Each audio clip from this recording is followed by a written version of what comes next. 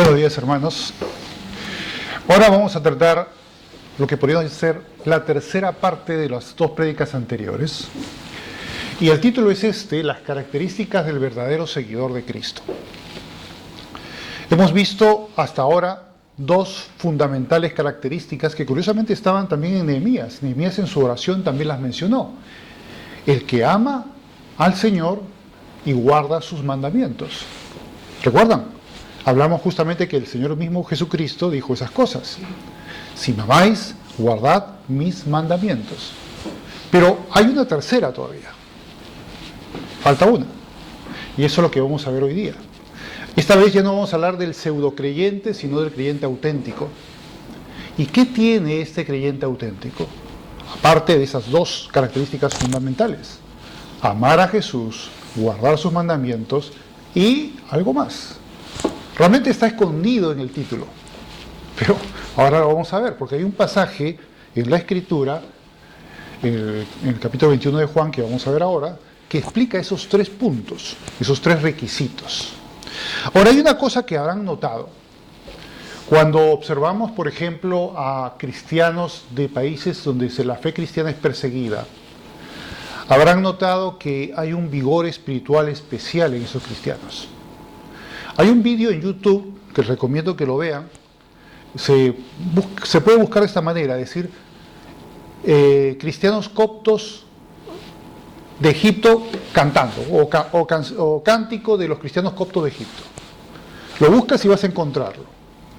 Y en ese vídeo, y hay como tres, se ve una explanada grande, una especie de cavidad, un templo, unas rocas, pues no sé si es un cerro, no sé, pero es algo que incorpora a unas miles de personas. Pero lo interesante del asunto es cuando observas cómo cantan estos egipcios. Ahora, estamos hablando de un país islámico, un país donde se han visto muchas veces que personas han entrado a iglesias a ametrallar o a acuchillar a los cristianos. O sea, no es un lugar donde uno pueda decir, bueno, yo voy a una iglesia con seguridad de que no me va a pasar nada, sino que son cristianos que son perseguidos, muchas veces incluso asesinados por su fe. Y sin embargo, cuando tú los ves a ellos y cómo cantan con ese gozo, la letra misma de las canciones ya también hay una diferencia con la que estamos habituados aquí en Occidente. Hay un vigor espiritual muy especial. ¿Dónde surge ese vigor espiritual, podemos decir? ¿Por qué el cristiano occidental aparece más? No digo que haya cristianos muy fervorosos, con un corazón muy amante de Dios, podemos decirlo, pero hay otros que son más apáticos. Y en general, como señalaba Antonio, la iglesia en Occidente es una iglesia bastante deficiente.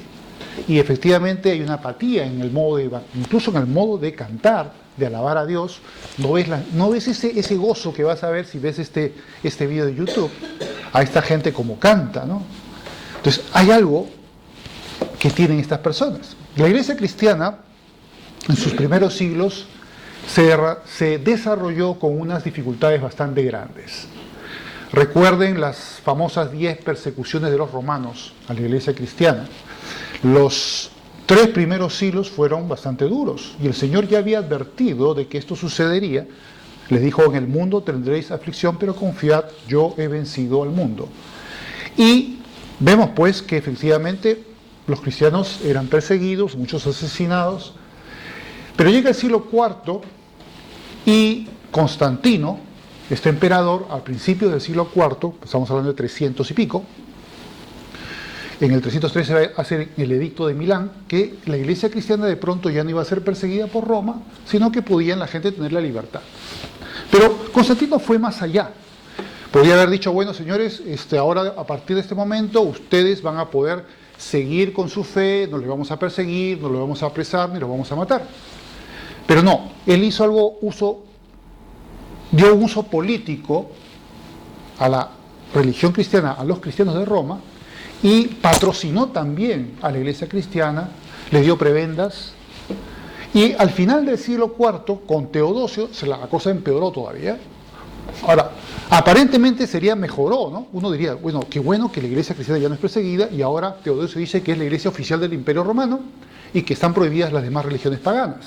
Y uno diría, pero qué bueno, ¿cómo puedes tú decir de que eso fue malo? Lo que pasa no es que fuera malintencionado, pero el hecho de abrirle las puertas a esa libertad y a ese patrocinio del Estado sobre la iglesia cristiana creó una fuente de corrupción, de adulteramiento de la doctrina y de la piedad cristiana primitiva. ¿Qué pasó? Que muchos dijeron, bueno, que ser cristiano es fácil, ya no me persigue nadie. Antes, por ejemplo, si sabían que tú eres bautizado, los romanos podían mandarte a los leones o crucificarte.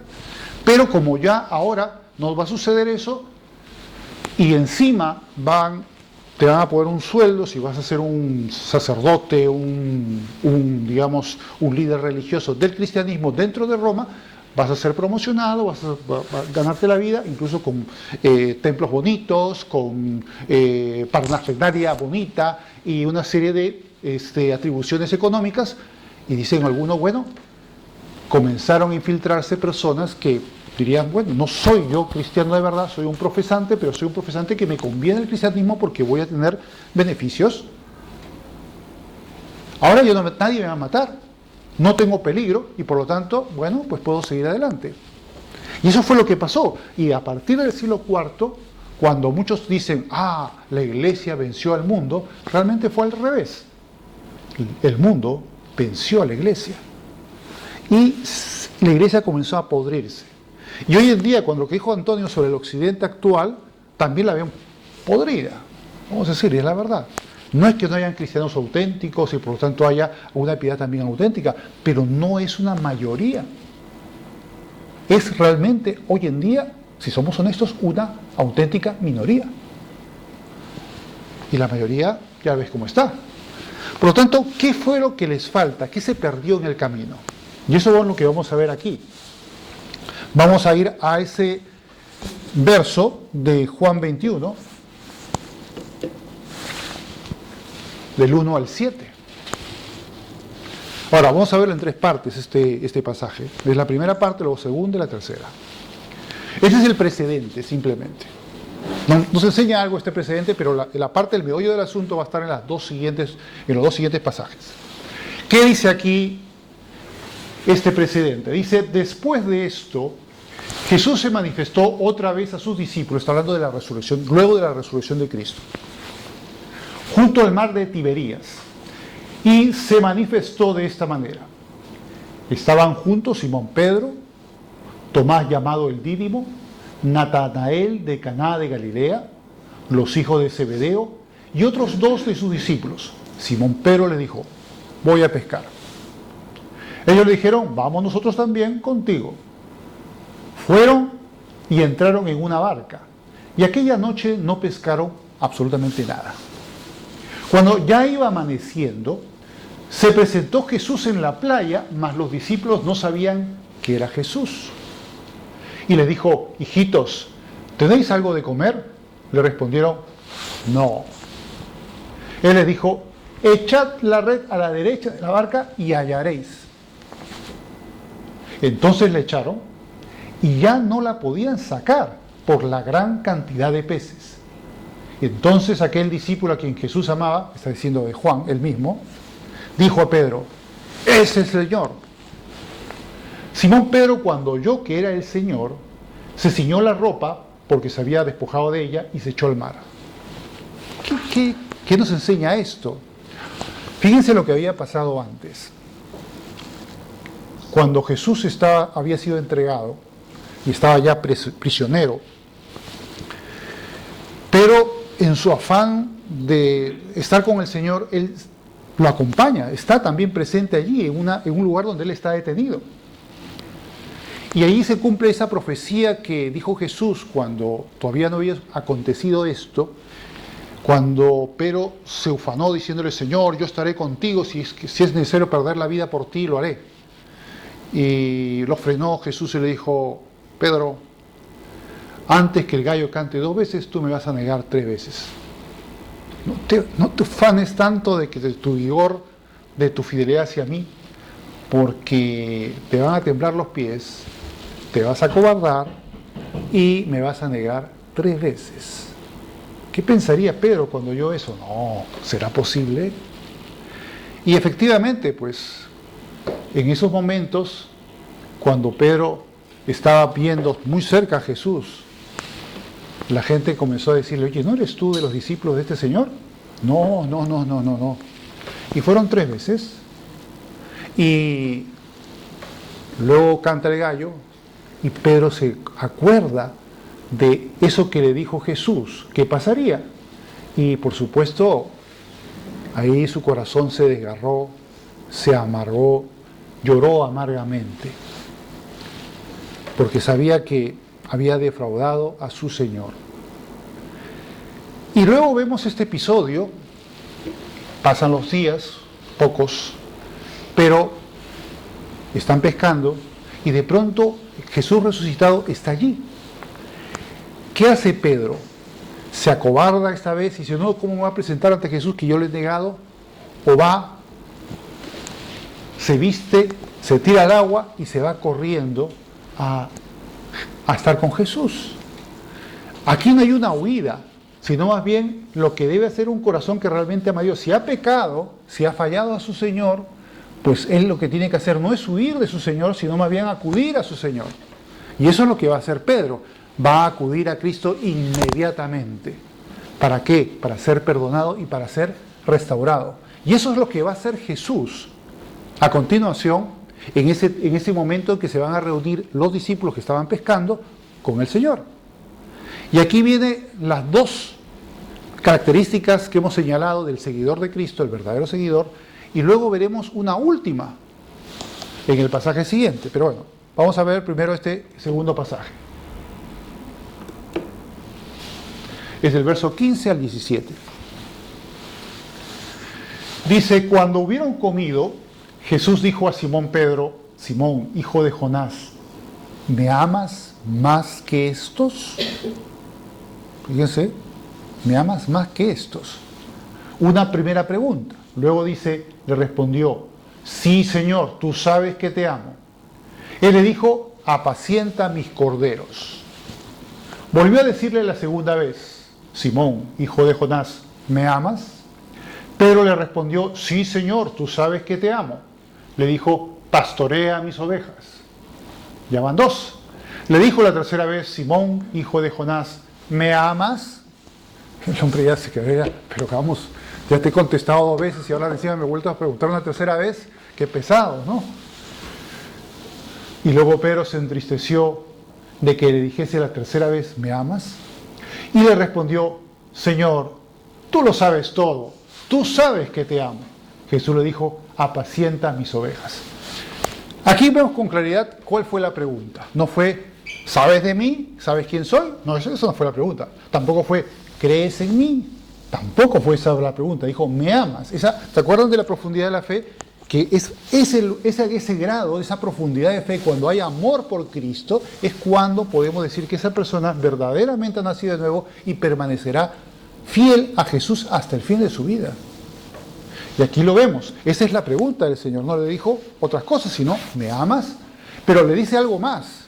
Bueno, si me amas, ¿recuerdan el segundo principio? Era guardar mis mandamientos, ¿se acuerdan? Pues aquí dice, cumple mi voluntad. ¿Cuál es mi voluntad? Apacienta mis corderos, pastorea mis ovejas y otra vez apacienta mis ovejas. No vamos a entrar en los intríngulis de las palabras que aplicó Jesús en este caso, porque no es el tema de hoy. Pero la cuestión es que el segundo principio es guardar la voluntad de Dios, guardando sus mandamientos. Dios tiene planes para nosotros y tenemos que estar en esos planes. Como decía Antonio, Nehemías también le interesaba no sus intereses personales, sino el interés de Dios, la gloria de Dios. Y Dios tiene preparado para nosotros muchos planes para glorificarle en nuestra vida. Y por lo tanto tenemos que estar también en ello, evidentemente. Ahora, ¿cuál es ese siguiente punto? El que no habíamos visto hasta ahora. Vamos a verlo. Versos 18 al 19. Dice, de cierto te digo, Cuando eras más joven, te ceñías e ibas a donde querías. Mas cuando ya seas viejo, extenderás tus manos y te ceñirá otro. Y te llevará a donde no quieras. Esto dijo dando a entender con qué muerte había de glorificar a Dios. Y dicho esto, añadió, sígueme. ¿Qué está diciendo aquí Jesús a Pedro? Porque ¿qué tiene relación esto que dice Jesús con la final, la palabra final, sígueme? Que el Señor va a permitir en nuestras vidas dificultades, situaciones difíciles, muy duras muchas veces, en la cual tu fe va a ser probada en que tú sigues fiel a Él. Dice, mira, Pedro, cuando te llegue la hora, vas a ir donde no quieras porque vas a morir de una manera como yo he muerto, vas a ser crucificado. Pero tú, ¿qué tienes que hacer, Pedro? ¿Acobardarte o seguirme? Tú, sígueme. Hay todavía un pasaje más que habla sobre esto, pero ya eso va a otra tónica que no vamos a tratar ahora. Pero el hecho es el siguiente. Dios también tiene una tercera característica, seguirlo a Él por encima de la adversidad. Es posible que en nuestra vida ya hemos pasado por esto y hemos permanecido fieles, podemos estar quizás pasando por esto ahora y necesitamos ser fieles y en el futuro podamos pasar por alguna dificultad y una adversidad dura y también estamos llamados pues a seguir siendo fieles por encima de eso. Por lo tanto, esta es la conclusión, diríamos, sigue a Cristo por encima de toda adversidad. Esa es la tercera. Amar a Jesús es una, guardar sus mandamientos y cumplir su voluntad es otra, y luego seguir a Jesús por encima de toda adversidad. Eso es lo que se espera de el cristiano que sigue a Cristo de verdad, que siga esas tres cosas. Bien, vamos a continuar ahora con esto que dice Pablo, en la segunda epístola de los Corintios. Dice, por tanto, hablando sobre esto, no desmayamos. Está hablando precisamente de las adversidades que va a sufrir el cristiano. No desmayamos, no nos rendimos, no abandonamos a Jesús. Antes, aunque nuestro hombre exterior se va desgastando, el interior, no obstante, se renueva de día en día, porque esta leve tribulación momentánea produce en nosotros un cada vez más excelente y eterno peso de gloria. Es decir, todo lo que tú sufras, ya sea por la persecución en otras partes del mundo o aquí, que no hay persecución, pero son calamidades que pueden acontecer en tu vida y tú sigues fiel, eso va a ser retribuido con un peso de gloria. ¿Te puedes imaginar qué significa ese peso de gloria en la eternidad? Cosas que ojo no vio, ni oído yo, ni han subido en corazón de hombre, son las que Dios tiene preparadas para los que le aman. Pero no solamente eso, sino los galardones que Dios traerá por esa fidelidad en medio de esas angustias, esos dolores terribles que puedas haber pasado, estés pasando o pases en el futuro.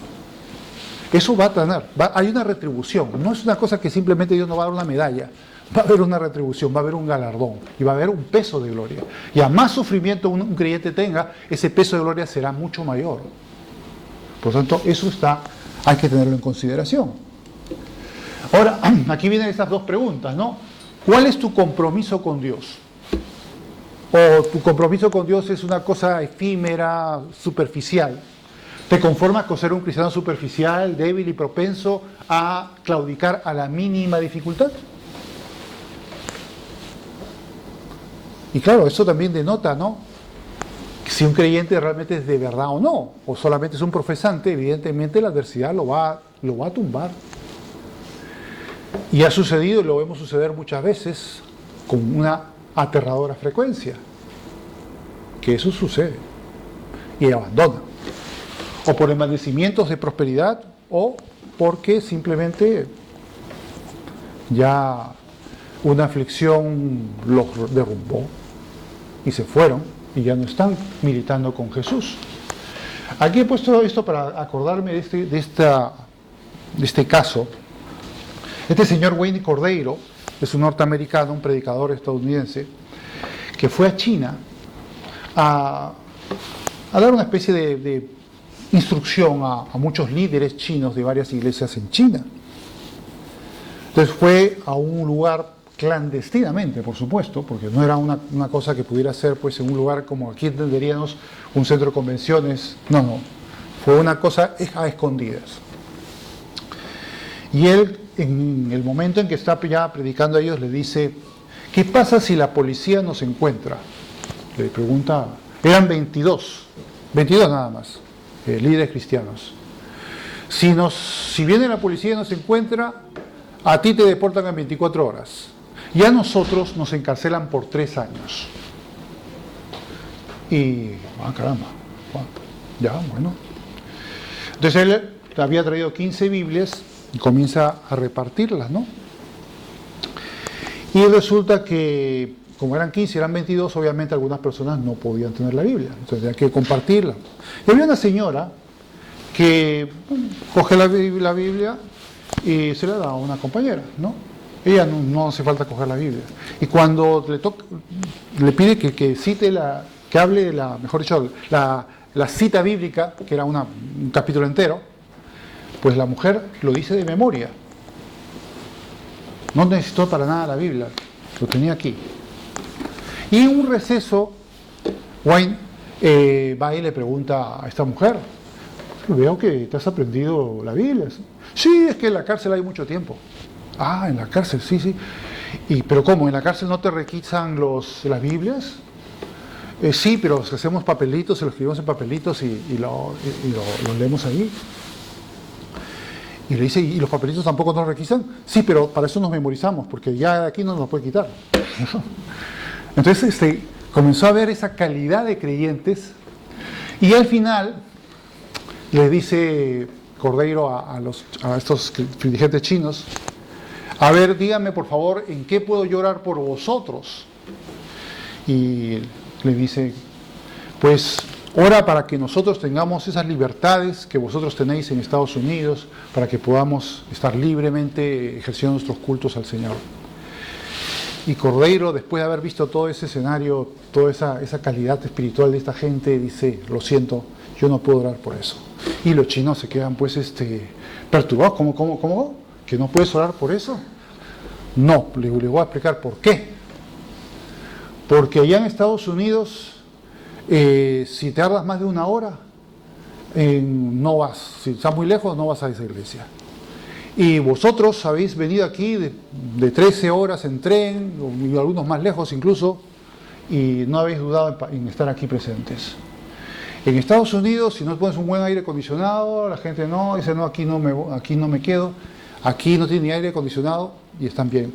En Estados Unidos, la gente, si no tiene un buen sillón mullido, no le gusta y no viene. Vosotros habéis estado sentados en el suelo y habéis estado 3 días, ¿no? Sentados en el suelo. ¿Sabe Dios cómo sería ese rincón en el cual estarían dando esa conferencia este señor? Entonces digo, y en Estados Unidos las familias casi tienen más de una Biblia. Y vosotros aquí casi muchas veces no tenéis Biblia, y sin embargo la sabéis de memoria. Qué diferencia, ¿no? Entonces, ¿cómo yo voy a orar para que los norteamericanos para que vosotros seáis como los norteamericanos? Más bien yo oraré para que los norteamericanos sean como vosotros. ¿Se dan cuenta de la diferencia? Eran cristianos comprometidos. Y él les preguntó: ¿y a cuántas personas más o menos controlan vuestros ministerios? 20 millones. Esas 22 personas controlaban a 20 millones de cristianos en China. Y eso será un poquito nada más. Por eso en China, que tiene ya como 1.400 millones, se estima que puede haber alrededor de 100 millones de cristianos. Y va camino en pocos años a convertirse en el país con más cristianos en el mundo. En números netos. No en porcentaje, obviamente, porque es una población muy grande. Pero en números netos va a tener el país con más cristianos en una nación en el mundo. Ahora, ¿todo eso de dónde sale? De seguir a Cristo por encima de las adversidades, por encima de la persecución, por encima de la cárcel, por encima de todo problema y circunstancia difícil. Siguen a Jesús, ¿se dan cuenta? Por eso es que es tan importante, pues, que un creyente tenga esos 3 características. Ama a Jesús, guarda sus mandamientos y lo sigue por encima de toda adversidad. Vamos a ver ahora un último pasaje donde Pablo nos exhorta justamente a cómo se debe llevar la vida cristiana. Yo, como diciendo, ¿han visto eso que va a la piscina y se moja los piececitos? ¿No? Va a la piscina a mojarse los pies. ¿Así debe ser el cristiano? ¿Va a Cristo para solamente mojarse los pies? No, se tira en la piscina. Eso es lo que tiene que hacer, tirarse en la piscina, no a mojarse los pies. Va de lleno. ¿Qué es lo que dice aquí Pablo? ¿Cómo hace un ejemplo para graficar este compromiso con Dios? ¿Qué es lo que va a decir Pablo a los corintios? Vamos a ver. Dice, ¿no sabéis que los que corren en el estadio, todos a la verdad corren, pero uno solo se lleva el premio? Corred de tal manera que lo obtengáis. Todo aquel que lucha, de todo se abstiene. Ellos, a la verdad, para recibir una corona corruptible, pero nosotros una incorruptible. Así que yo de esta manera corro, no como a la aventura, de esta manera peleo, no como quien golpea el aire, sino que golpeo mi cuerpo y lo pongo en servidumbre, no sea que habiendo sido heraldo para otros, yo mismo venga a ser eliminado. ¿Qué está queriendo decir aquí? Cuando dice, habiendo sido heraldo para muchos, yo venga a ser eliminado. Dice que no corre como la aventura, sino... cuando dice de todo se abstiene, está hablando de qué? Está hablando de su testimonio ante el mundo, ante los demás. ¿Cuál es el testimonio de Pablo ante los demás? ¿Cuál es el testimonio tuyo ante los demás? ¿Cómo te tienes que comportar? Tienes que saber abstenerte. Alguno diría, bueno, yo quiero comportarme o decir tales cosas, pero no, tengo que guardar mi lengua, tengo que guardar mi comportamiento, mi testimonio ante los demás. ¿Por qué? Porque yo quiero ganar almas para Cristo, pero si mi testimonio es un obstáculo para llevar almas a Cristo, pues lo que voy a hacer es estorbar la obra de Dios. Pero yo no quiero ser, si me comprometo con Cristo, yo no quiero ser estorbo a la obra de Dios, y por eso es que nos dice con estas palabras, con este ejemplo, Pablo, para que nosotros seamos como ese atleta que de todo se abstiene para ganar el premio. Dice, no es que vayas a la competencia simplemente por competir. Dice, anda como para ganar el premio del supremo llamamiento en Cristo Jesús. Eso es lo que tiene que tener todo cristiano. Por lo tanto, hay que ser cristianos comprometidos, que sigan a Jesús por encima de la adversidad y que se esfuerzan realmente en ser heraldos para los demás, en no ser estorbos por un mal testimonio para los demás, para poder así ser eficaces para poder ganar almas para Cristo. Eso es el llamado del Señor para nosotros.